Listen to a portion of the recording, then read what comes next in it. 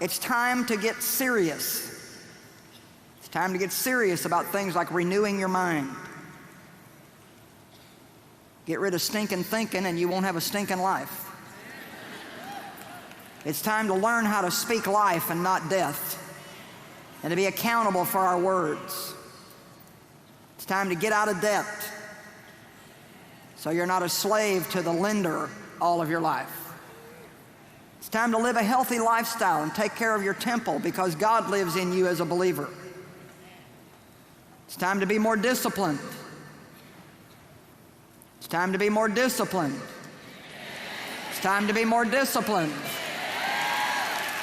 Time to be more disciplined. Uh-oh, the record got stuck. It's time to do something about all the stress in our lives. You're not a human doing, you're a human being. You need to learn how to be and how to rest and how to relax and how to say no to what God says no to, so you have time to say yes to what God says yes to. So many people are stressed out today. Stress causes disease and sickness, tiredness, makes people grouchy and hard to get along with.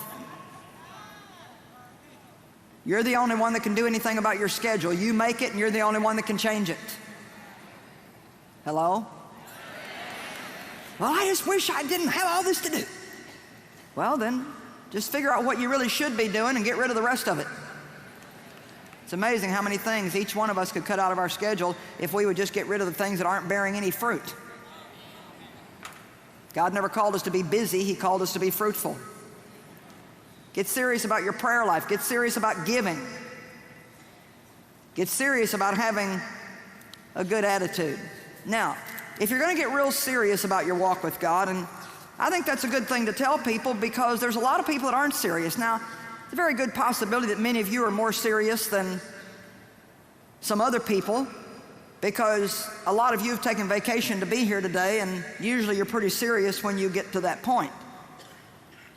But there's also millions of people watching by TV, some who have a great relationship with God, some who don't have any relationship with God, and then lots that are all at different phases along the way. I was a Christian for many years and went to church every Sunday, but I'm here to tell you that I was not serious about my walk with God. I went to church.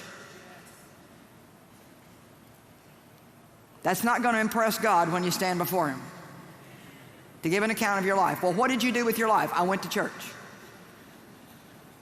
That doesn't make you spiritual.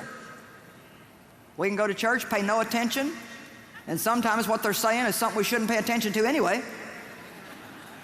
In some places, yeah. When you go to church, you need to make sure you go somewhere that's alive and thriving and growing and exciting. And you can't wait to get there, and you're sorry when it's over. And you need to be able to say, my life is changing, I'm growing, I'm not the same person. The word that's being preached to you should confront you and convict you. It should encourage you and edify you. But if all you hear is something that makes you feel good, you're not going to grow up. We need dessert once in a while. Well, we don't need it, but we like it once in a while. But we have to have the other stuff that'll keep us alive. So we serve up a lot of meat and vegetables in our meetings.